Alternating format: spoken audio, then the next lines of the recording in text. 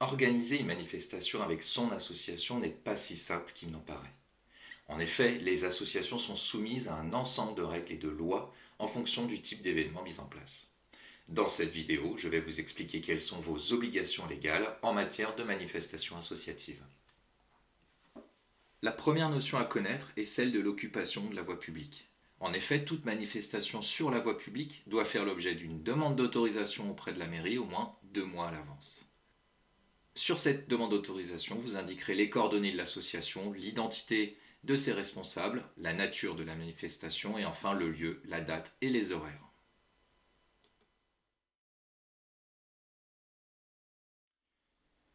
Il est important également de parler de fiscalité.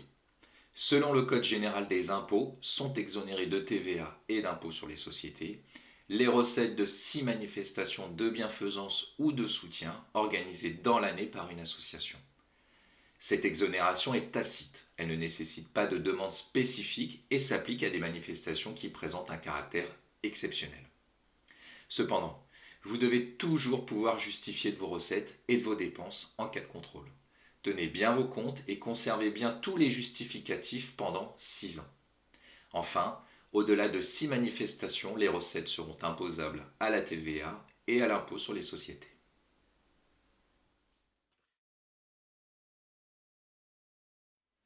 Les règles concernant la billetterie sont les suivantes.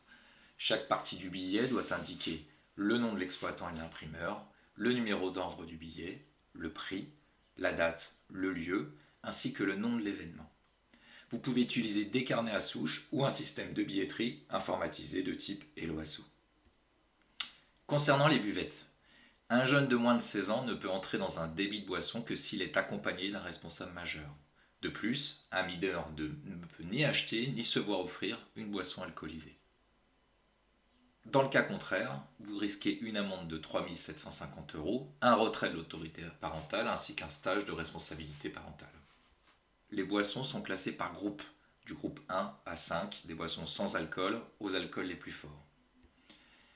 Si vous ouvrez une buvette temporaire avec alcool, il y a une demande d'autorisation au maire qui est obligatoire pour les groupes 1 et 3, 15 jours à l'avance. Dans le cas d'une buvette permanente, toujours avec alcool, vous devez avoir la licence de débit de boisson de 3e catégorie et vous serez fiscalisé, c'est-à-dire que vous paierez la TVA et les impôts sur les sociétés. Pour les repas, celui-ci est classé dans ce qu'on appelle le paquet hygiène, qui définit les conditions d'hygiène et de sécurité qui sont imposées par le Parlement européen pour les denrées alimentaires. 3 questions sont alors examinées. L'hygiène des personnes, le local et le matériel utilisé, et enfin la conservation des produits. Pour les compagnies amateurs, la représentation d'une œuvre, gratuite ou payante, implique une autorisation de l'auteur ou de ses ayants droit. Dans ce cadre-là, l'autorisation doit être adressée au plus tard 1 mois avant le début des représentations auprès de la Société des auteurs sur le site www.sacd.fr. N'oubliez pas de régler les droits d'auteur 15 jours maximum après la représentation. Enfin, la rémunération des artistes doit se faire auprès du guichet unique de spectacle occasionnel sur leur site internet www.guzo.fr. Pour les manifestations sportives, 3 mois avant, vous devez faire la demande d'occupation du domaine public au maire. 1 mois avant, la déclaration de manifestation auprès du maire ou du préfet du département. S'il s'agit de compétition avec classement, l'association doit être affiliée à la fédération du sport concernée, avoir au moins 6 mois d'existence et enfin demander une autorisation administrative au préfet du département 3 mois avant celle-ci. Concernant les brocantes et les vides-greniers, vous devez faire une demande d'occupation temporaire du domaine public au maire du lieu où se déroulera la manifestation. Cette demande devra être faite 15 jours avant si elle se déroule sur le domaine privé et 3 mois avant si elle se déroule sur le domaine public. Il faudra tenir un registre des vendeurs et le registre devra être paraphé par le commissaire de police et déposé sous 8 jours en préfecture.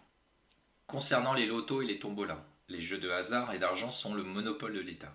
Cependant, il y a une exception pour les lotos associatifs qui sont destinés à des actes de bienfaisance, au financement d'activités sportives à but non lucratif ou à l'encouragement des arts. Pour cela, il faudra faire une demande d'autorisation au maire et au préfet.